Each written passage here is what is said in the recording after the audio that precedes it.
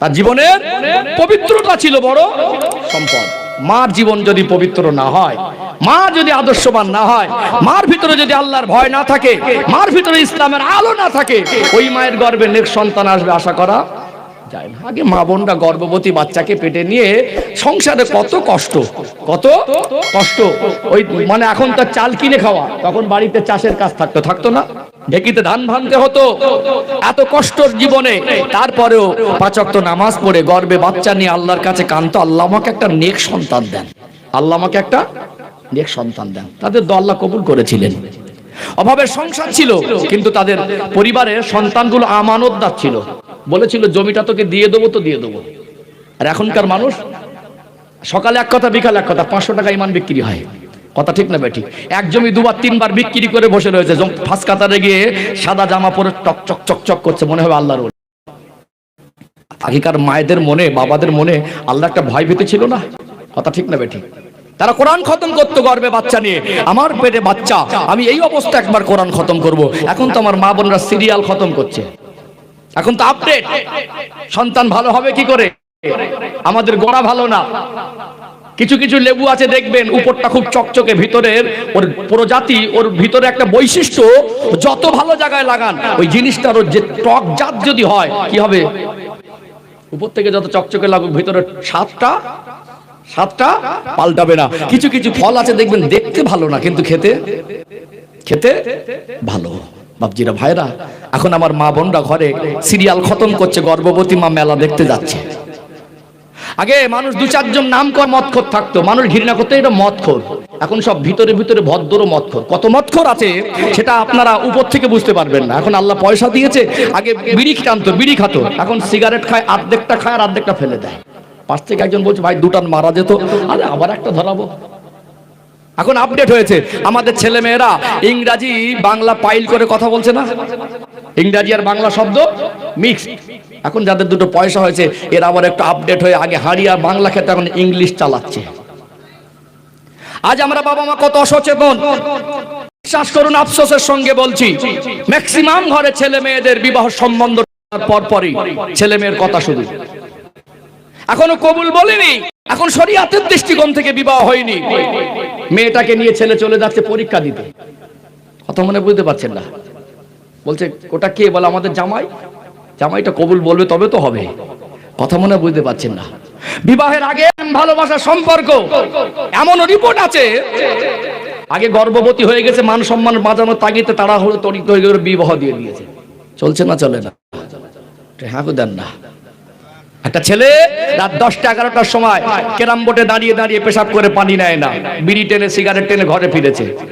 উজু কি জিনিস বোঝে না, ওর স্বামী স্ত্রী জীবন অতিবাহিত করছেন, ফিজিক্যাল সম্পর্কে লিপ্ত হচ্ছেন, ওই পরিবারে কি ভালো ছেলে আসবে, ভালো মেয়ে আসবে? এখন তো সব অদ্দর গাঁজাখোর, আমাদের ছেলে বলে জীবনটা নষ্ট হয়ে যাচ্ছে।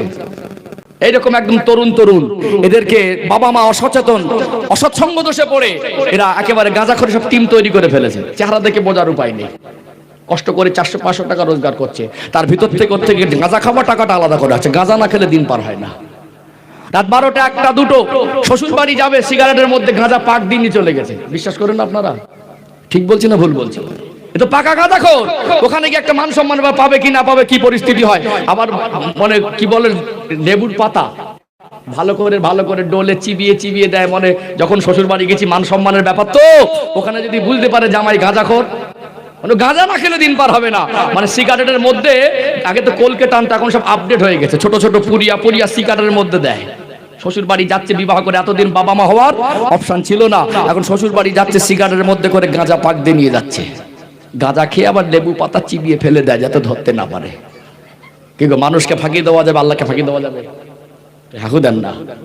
আগে বিড়ি খেত, এখন সিগারেট খাচ্ছে। শ্বশুর বাড়ি যাচ্ছে, দোকানদারকে বলছে, দোকানদার 4 প্যাকেট সিগারেট দাও। বলছে তুই তো ভাই বিড়ি খাচ্ছ আর সিগারেট, মানে শ্বশুর বাড়ি যাবো, এতদিন আব্বা মা হওয়ার অপশন ছিল না, এক ধাপ তো বাড়তে হবে। আল্লাহ আমাদের পরিবারকে হেফাজত করেন, আল্লাহ আমাদের প্রত্যেকের পরিবারে ইসলামের আলো দান করেন। আল্লাহ দেখিয়ে দেওয়ার রাস্তায়, নবী দেখিয়ে দেওয়ার রাস্তায়, সুন্নাতের আলো আমরা জীবন অতিবাহিত করতে পারি, আল্লাহ তৌফিক দান করেন। বলেন আল্লাহুম্মা আমিন। ঠিক ভালো করে দেখবেন, আজ বিবাহের আগে অবৈধ সম্পর্ক, বিবাহের আগে পবিত্রতা নষ্ট, বিবাহের পরেও আমাদের জীবনে কখনো চোখের পানি ফেলে মাটা বলছে না আল্লাহ আমাকে একটা নেক সন্তান দেন, এবং নেক সন্তান পেতে গেলে মার জীবনে যে পবিত্রতা শর্তটা দরকার সেটাও মার ভিতরে নেই। বাবা যে ভালো হবে তারপরে বাবার ভিতরে সেই দায়বদ্ধতা নেই। বাবাও কেউ মদখোর, কেউ গাঁজাখোর, কেউ বিড়িখোর, এই তো জীবন। তাহলে এখানে গাড়ি চকচকে করেছি, বাড়ি চকচকে করেছি, মার্বেলস করেছি, টাইলস করেছি, এসি করেছি, কিন্তু আমাদের চরিত্রের পবিত্রতা আমরা করতে পারিনি। আলোচনা কি রাগ করছেন নাকি? কথা বাস্তব না বাস্তব? বাস্তব না বাস্তব? তারপরে এবারে আল্লাহ তারপরে সন্তান দিলেন, সন্তান দেওয়ার পরে দায়িত্ব আছে না নেই? আছে না? তাহলে প্রাথমিক পর্বে বললাম বাবা মা যদি নেক না হয় ওই পরিবারের নেক সন্তান আসবে এটা আশা করা যায় না। পৃথিবীর ইতিহাস বলছে, পৃথিবীর ইতিহাস বলছে। চলুন আর একটা দৃষ্টান্ত ছোট করে তুলেই ধরি, তাহলে আর একটু ভিতটা মজবুত হবে ইনশাআল্লাহ। ও ভাইজানেরা, সোনার মানিক যুবকেরা, আব্বারা মায়েরা, আল্লাহর ওলি হযরত মুহাম্মদ ইবনে ইসমাইল বুখারী রাহমাতুল্লাহ আলাইহির কথাটা সংক্ষেপে একটু তুলে ধরে। আজ গোটা পৃথিবীতে যত আলেম আছে বুখারী শরীফের জ্ঞান অর্জন ছাড়া আলেম হওয়া কি সম্ভব? গোটা পৃথিবীর মানুষ এক কথায় বুখারী শরীফটাকে চেনে কি চেনে না? বুখারী শরীফের নামটা সবাই জানে। অতএব বুখারী শরীফ সহিহ হাদিসের 6টা সিয়াসার সহিহ হাদিসের কিতাবের মধ্যে অন্যতম সম্মানী কিতাব হলো সহিহুল বুখারী শরীফ। বুখারী শরীফ, মুসলিম শরীফ, তিরমিজি শরীফ, আবু দাউদ শরীফ, ইবনে মাজাহ শরীফ, নাসাঈ শরীফ, এই 6টি সহিহ হাদিসের কিতাবের সবথেকে সম্মানী কিতাব হলো বুখারী শরীফ। এই বুখারী শরীফ যিনি লিখেছেন তার নাম হলো মুহাম্মদ, আমার নবীর নাম হলো হযরত মুহাম্মদ সাল্লাল্লাহু আলাইহি সাল্লাম। আর বুখারী শরীফের লেখক তার নামটাও আমার নবীর নামে নাম। তার আব্বার নাম হলো ইসমাইল, মুহাম্মদ ইবনে ইসমাইল বুখারী রাহমাতুল্লাহ আলাইহি। পৃথিবীতে কত মানুষ ছিল, কিন্তু বুখারী শরীফের লেখক হওয়াটা কি সৌভাগ্যের ব্যাপার কি ব্যাপার নয়? কত বড় সৌভাগ্য, কত বড় আল্লাহর ওলি, কত বড় আল্লাহর মাহবুব। প্রত্যেকটা হাদিস লেখার আগে উযু করেছেন, 2 রাকাত নামাজ পড়েছেন, মোতাকাবা হালাতে বসেছেন। আমার রাসূলুল্লাহর তরফ থেকে ইশারা যতক্ষণ না পেয়েছেন ওই হাদিসটা বুখারী শরীফের হাদিসের মধ্যে লিপিবদ্ধ করেন নাই। কত বড় আল্লাহর মাহবুব ছিলেন। ও ভাইয়েরা, বাবাজিরা, তারা ছোটবেলার জীবনী যদি তুলে ধরি অবাক হয়ে যাবেন। ছোটবেলার জীবন যদি পড়েন অবাক হয়ে যাবেন। ওই ছোট বাচ্চা দুনিয়ায়, ওই সন্তানটা দুনিয়ার দৃষ্টিশক্তির সমস্যা। একটা সন্তান যদি অন্ধ হয়, দুনিয়ার কারোর যদি কষ্ট না হয়, আব্বা মার মনে কষ্ট হবে কি হবে না? যেহেতু বাবা মার হক আর সন্তানের হক, এটা আমার কমিটি ভাইদের আবেদনে আজকে আলোচনাটা করছি। ও ভাইরা, বাবাজিরা, একটু গভীর মনোযোগ দিয়ে শুনুন, এটা আমাদের জীবনে অত্যন্ত প্রয়োজন। কথাগুলো বোঝার চেষ্টা করুন। ছোট বাচ্চা যদি দৃষ্টিশক্তির সমস্যা হয়, আল্লাহ যদি দেন তো করার কিছু নেই, কিন্তু মার মনে একটা কষ্ট থাকে কি থাকে না?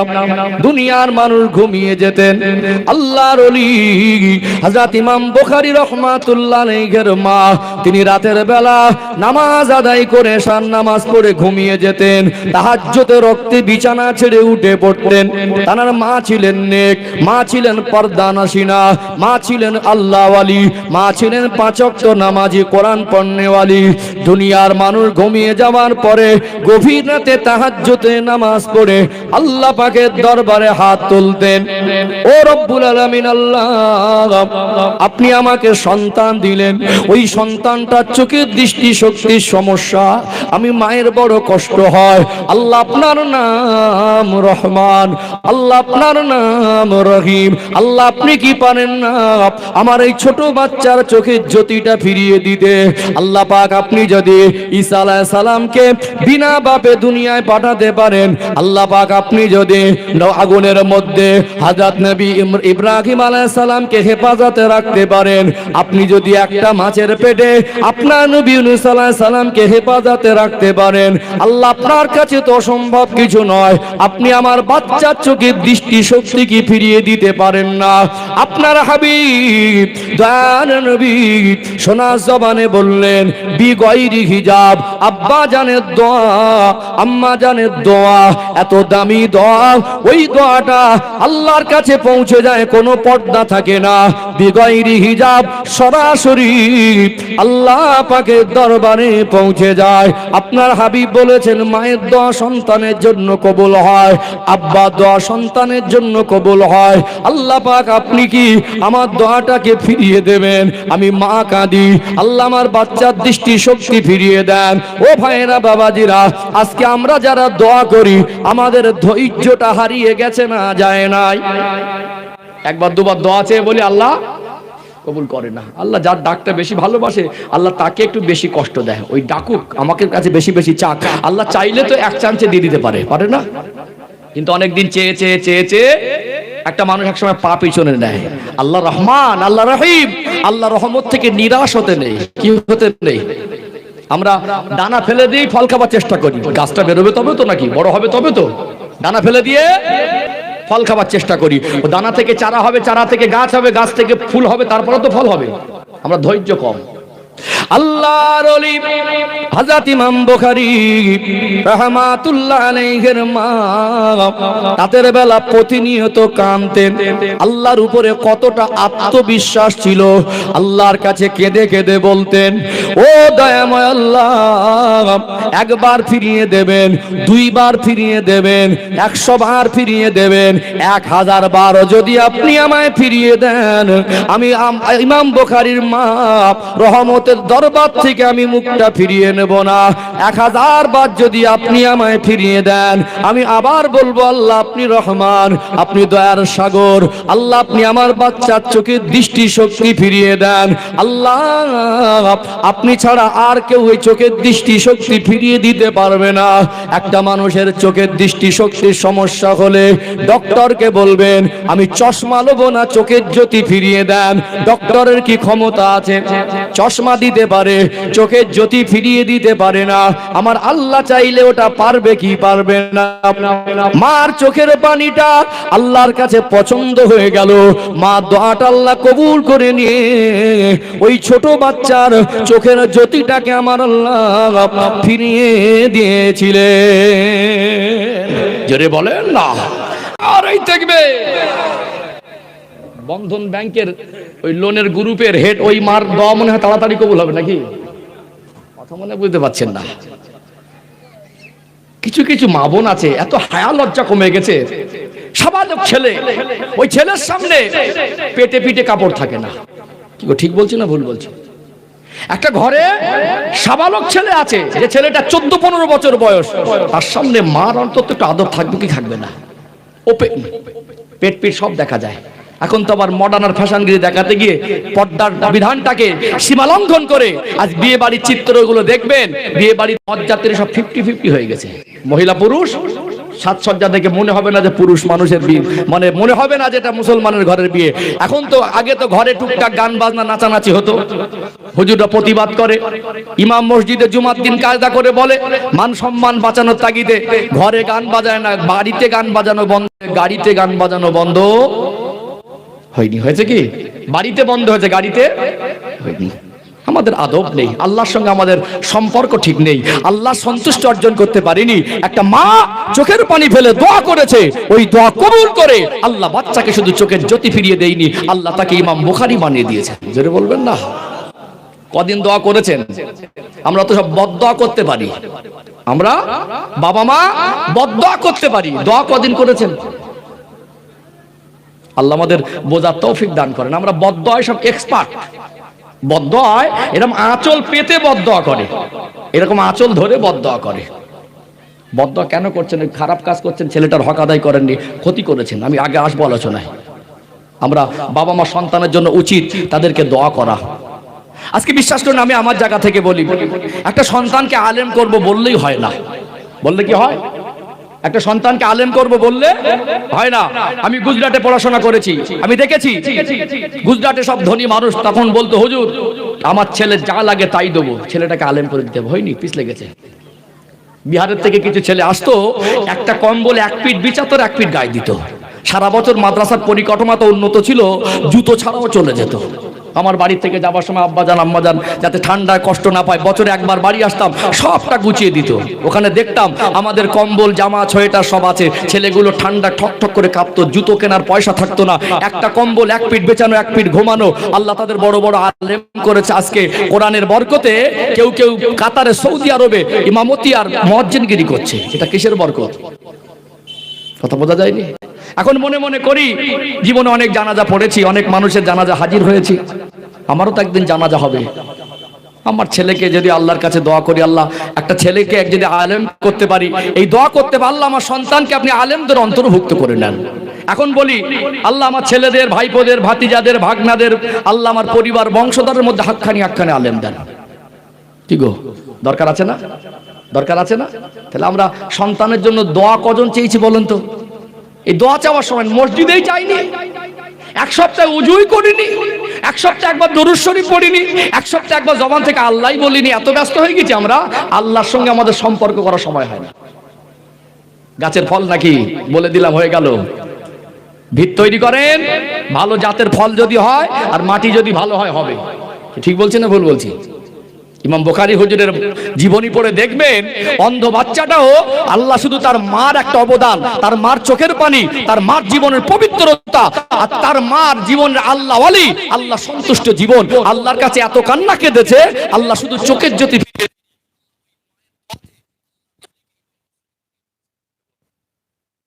শুধু কি মার অবদান লাগে না বাপেরও লাগে? বাপের লাগে না?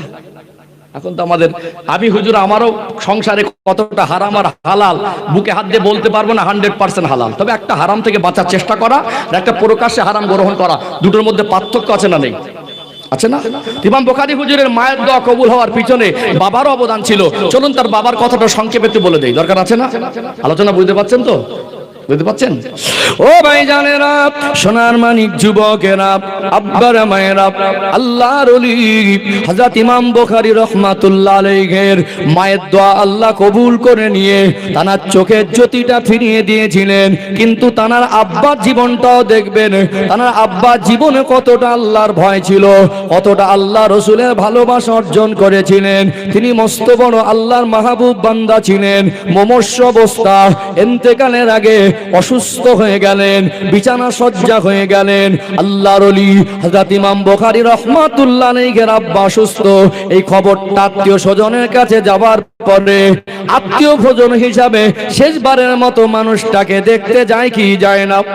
আল্লাহর ওলি হযরত ইমাম বুখারী হুজুরের আব্বা হযরত ইসমাইল বুখারী রাহমাতুল্লাহ আলাইহি মুমূর্ষ অবস্থা, কথা বলার তেমন শক্তি নেই, কিন্তু তার আত্মীয় পরিবার মাথার ধারে বসে বসে কাঁদছেন। আল্লাহর ওলি অসুস্থ, কোনো বেয়াদবি যেন না হয়, তিনি চোখ বন্ধ করে আছেন। এমন সময় তিনি 3 বার আওয়াজ করেছিলেন লা, আরবি ভাষায় লা, যার বাংলা মানে হলো না, আগে পিছে লা লা লা বলে 3 বার আওয়াজ করলেন। না পরেও কিছু না, শুধু যদি 3 বার না শব্দটা বলে নিশ্চয়ই তো কিছু বোঝাতে চাইছেন। তিনি যে আল্লাহওয়ালা ছিলেন, তার ইন্তেকালের আগে তিনি যে শুধু না বলেছেন, পাশে যারা থাকবে তাদেরও তো মন চাইবে, মনে হয় তিনি কিছু একটা বোঝাতে চাইছেন।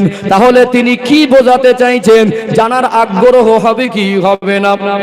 বেয়াদবি করা যাবে না, ব্যক্তিকে বিরক্ত করা যায় না, মুমূর্ষ ব্যক্তিকে কলেমা শরীফের তালকিন দিতে হয়। এখানে মাসআলা বুঝবেন, তালকিনের অর্থ হলো জোর করে পড়ানো নয়, তালকিনের অর্থ হলো তাকে কলেমা শরীফটা শোনাতে হবে। কেননা হয়তোবা 3 সেকেন্ড হায়াত আছে, ওই সময় তার শারীরিক কষ্ট, এমন কষ্ট হচ্ছে কথা বলার শক্তিটা হারিয়ে ফেলেছে। ওখানে যদি তাকে জোর করে কলেমা পড়াতে চান, কলেমা কি পড়তে পারবে? ওকে শোনাতে হবে। যদি জবান থেকে কথা বলার শক্তি শরীরে না থাকে, শুনে শুনে ওটা যদি অন্তরে সমর্থন করে, ওটাও কলেমা পড়ার মধ্যে আমার আল্লাহর দরবারে শামিল হয়ে যাবে। এই জন্য মুমূর্ষ ব্যক্তিদের কাছে আমাদের উচিত হলো, আমাদের আদব হলো তার পাশে গিয়ে জোরে কথা না বলা, বেশি চেঁচামেচি না করা, বেশি কান্নাকাটি না করা। কিন্তু ওই সময় ডিস্টার্ব করলে শয়তান ধোঁকা দেয়, শয়তান অসওয়াসা দেয়, মৌতের সময় ঈমান হারা করে দেওয়ার জন্য। এই জন্য আমরা দোয়া করি, আল্লাহ মরণের সময় যেন জবান থেকে ঈমানের কলেমা জারি হয়। এই দোয়া করি কি করি না? কিন্তু ছেলে যতদিন আয় রোজগার করেছে, বাবা যতদিন খাবার ক্ষমতা ছিল, মা যতদিন খাওয়ার ক্ষমতা ছিল, মা তখন রাস্তার দিকে চেয়ে বসে থাকতো, আমার ছেলে আমার জন্য খুশি করে আনবে। খাবার শক্তি ছিল তখন খাওয়াইনি, এখন খেতে পারবে না, রসগোল্লার ছানা এনে তখন গালের মধ্যে ঢুকিয়ে দেয়। এরকম অপদার্থ ছেলে আছে না নেই? যখন খাবার সময় তখন খাওয়াবে না, আর খাবার শক্তি নেই, এইবারে নাম কিনতেছে, আব্বা খাও, আব্বা খাও, বলে গালে একটু পানি দিচ্ছে, আমার পানিটা খেয়ে মরেছে। কি এখন প্রশংসা! বাপকে গালি দিয়ে, বাপের ছোট বড় কথা বলে, বাপের সম্মান নষ্ট করে গালে এক চামচ পানি দিয়ে যে মরে গেছে, আমার হাতের পানিটা খেয়ে মরেছে। পানিটা খেয়ে এক চামচ পানি দিয়ে মনে করলো তুমি বাপের সব মাপ হয়ে গেছে নাকি? যখন বেঁচে আছে খেদমত করেন, সেবা করেন, তাদের কাছে যতটুকু পারেন তাদের খেদমতে কিছু পেশ করেন, আল্লাহ খুশি হবে। বাপ মা দোয়া করলে ওটা আল্লাহর কাছে কবুল হবে। কিন্তু যখন বেঁচে থেকে ওষুধ কেনার পয়সা পানি, তখন পয়সা খরচা করিনি। যখন বেঁচে থেকে খাবার আচ্ছা ডাকতো, তখন এনে দেয়নি। এখন আর খেতে পাচ্ছে না, ঢোক মারতে পারছে না, ছেলে মেয়ে জামাই গোষ্ঠী বন্ধু সব এবার খাও খাও। মরার সময় সুস্থভাবে কিছু মানুষকে মরতে দেয় না, এটা আমাদের অজ্ঞতা। এখানে বসে শিখতে হবে। একটা মানুষ যখন মুমূর্ষু অবস্থায় থাকে, একেবারে মেয়ে দরদ দেখাচ্ছে, এসে টোটো ভ্যান থেকে লাফিয়ে এত চিল্লাচ্ছে, ওখানে আব্বার যা মুমূর্ষু অবস্থা, ওই রকম কান্নার কোনো মানে হয়? অবশ্যই রক্তের সম্পর্ক, মায়া হয়, কাঁদেন, ওযু করেন, কোরআন তেলাওয়াত করেন, নামাজ পড়ে আল্লাহর কাছে কাঁদেন, আল্লাহ আমার আব্বার যদি হায়াত থাকে তো সুস্থ করে দেন, আল্লাহ আমার মা যদি হায়াত থাকে তো সুস্থ করে দেন, আল্লাহ যদি হায়াত না থাকে আল্লাহ ঈমানের সঙ্গে মওতটা দেন। দরকার ছিল না? কান্না দেখাচ্ছ, কান্না যদি করতে হয় উজু করে আমাদের পার্টিতে বসে নামাজ পড়ে আব্বার জন্য দোয়া করার কাঁদো। ইঞ্জিন ভ্যান থেকে লাফিয়ে পড়ে, টোটো ভ্যান থেকে লাফিয়ে পড়ে কেঁদে বলতে, সর আমার বাপের গালে আগে আমি পানি দেবো, এগুলো উচিত না। যদি ওই সময়টা করুন, যদি ওই সময়টা কষ্টের, ওখানে আমাদের কিছু মিস্টেক হয়, একটা মানুষ ওই সময় যদি বিরক্ত হয়, বিরক্ত বোধ করে, এখানে তার ঈমান হারিয়ে যাওয়ার সম্ভাবনা আছে। কি গো? তো ওই সময়টাকে আমাদেরকে তালকিন দিতে হয়। কি দিতে হয়? কলেমা শরীফের আলোচনা। রাগ করছেন নাকি? এগুলো ঘটে না? বাস্তব না বাস্তব? আমি চেষ্টা করি সমাজের, কেন এখানে আমি জানি এত মানুষ যারা এসেছেন, আমি যদি মন করি আপনাদের মন জয় করবে, এটা সহজ। প্রায় জায়গায় আমি বলে থাকি, মন জয় করা আলাদা, হক আদায় করা আলাদা। একজন বক্তা ওয়াইজিন মুকাররি যদি মনে করে যে সামনে যারা বসেছেন তাদের খুশি করাই আমার উদ্দেশ্য, বিভিন্ন কথাবার্তা দিয়ে এদেরকে খুশি করা যায়, এমন একটা কথা বললো সবাই হেসে ফেললো, ও তাই তো হুজুর হেভি বলছে, ওটা শরিয়াত না। এখানে এত মানুষ বসেছেন, বলুন কমিটিদের কোনো স্বার্থ আছে এর থেকে লাভ করবে? বরং আল্লাহকে রসুলকে ভালোবেসে তারা কষ্ট করেছে, টাকাও দিয়েছে, বরং কোন কমিটির ঘাড়ে ঘাটতিও পড়ে যায় না? আপনারা যারা এসেছেন গ্রামবাসী দান করেছেন না করেননি? আজকে আপনারা নিঃস্বার্থ বসেছেন, কমিটিদের খাটনি আর অর্থ নিঃস্বার্থ, আপনাদের খাটনি অর্থ নিঃস্বার্থ। আজকে যত মানুষ এসেছেন বলুন খাওয়ার জন্য এসেছেন, রোজগারের জন্য এসেছেন? দুটোর জন্যই আসেননি, খাওয়াও না রোজগারও না, আল্লাহকে রসুলকে ভালোবেসে। আপনাদের মতো মানুষের এখানে পাওয়ার পরে সময়টুকু আমার কাছে আমানত। এখন প্রচন্ড রাত জাগিয়ে কষ্ট হয়, মনে হয় মানুষকে কি দিলাম। মাঝে মাঝে সমাজে বিভিন্ন ফিতনা, বিভিন্ন রকম যে ফেসবুকে দেখেন দলাদলি ঝগড়া মারামারি, এগুলো দেখি মনে কষ্ট হয়। আমার কওমের মানুষের জীবনে নামাজ এলো না, আজও ভালো করে উজু করতে পারে না, আজও 50% মানুষ মুসলমান শব্দের অর্থটাই বোঝে না। তাদের কিনে আমরা ঝগড়া মারামারি দলাদলি হিংসা এই সমস্ত দলবাজি, এগুলো আমার নিজের থেকে অন্তরে খুব কষ্ট হয়। কোন জগতে আছি? তারা আমাদেরকে এত শ্রদ্ধা করে, এত ভালোবাসে, আমাদেরকে ভালো একটা জামা পরতে দেখে, ভালো একটা পোশাক পরতে দেখে, আমাদের ভালো গাড়ি চড়তে দেখে মনে করে হুজুর হয়তো আল্লাহর ওলি। বিশ্বাস করুন, আমি মনে করি আজ থেকে সব থেকে মজলিসের নিকৃষ্ট আমি, আর গোটা পশ্চিম বাংলার মধ্যে সব থেকে অযোগ্য নগণ্য আমি।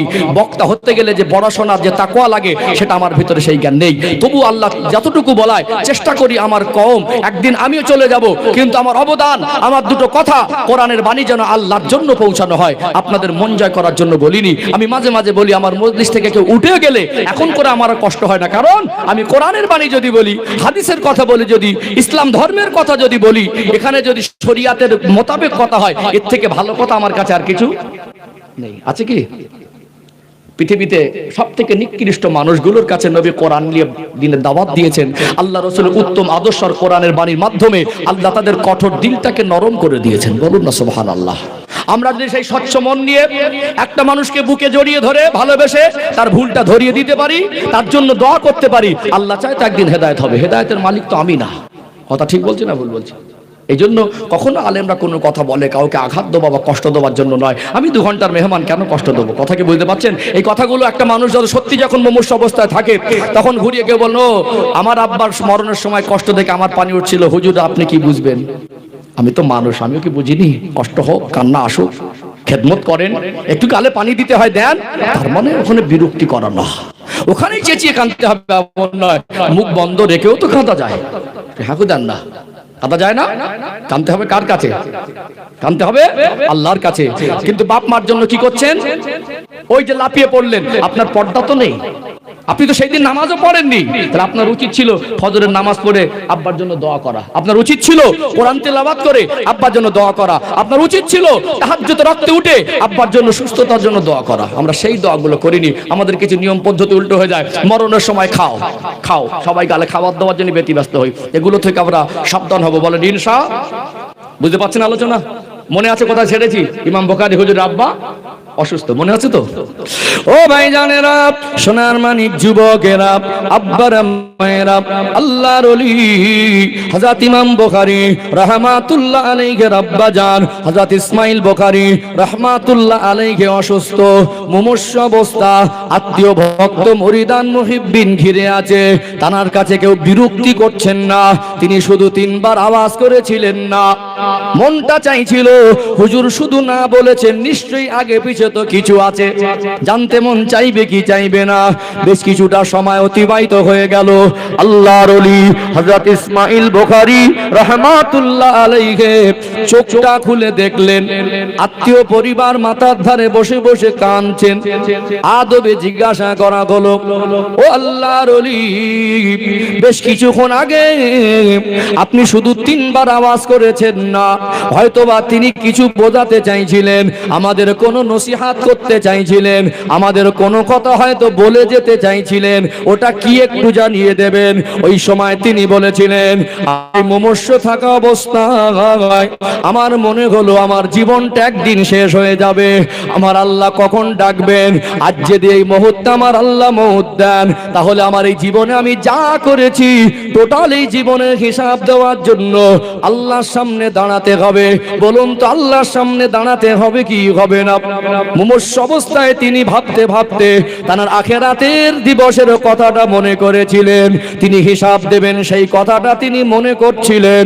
এমন সময় তার খেয়ালটা ওই জায়গায় ডুবে গেল, আল্লাহর সামনে আমি দাঁড়াবো, আমার আল্লাহ যদি জিজ্ঞাসা করেন, ও ইমাম বুখারীর আব্বা, ও ইসমাইল বুখারী, দুনিয়ায় তোমায় পাঠিয়েছিলাম আমি আল্লাহ, দুনিয়ায় তোমায় হায়াতে জিন্দেগি দিয়েছিলাম, তুমি ওই দুনিয়া জীবনে আমি আল্লাহর হুকুম কতটুকু পালন করে এসেছো?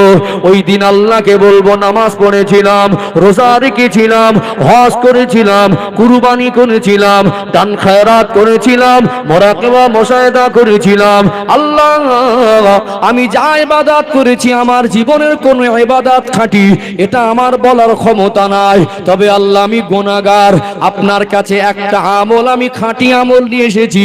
আমার জানা মতে আমার সজ্ঞানে আমি জীবনে যা রোজগার করেছি ওই রোজগার ইনকাম অফ সোর্সের ভিতরে আমি হারাম শব্দ একটা জিনিস ঢোকাইনি, একটা অর্থের কানা, একটা সম্পদের কানা আমার হারাম বলে কিছু অর্থের মধ্যে ঢোকাইনি। আল্লাহ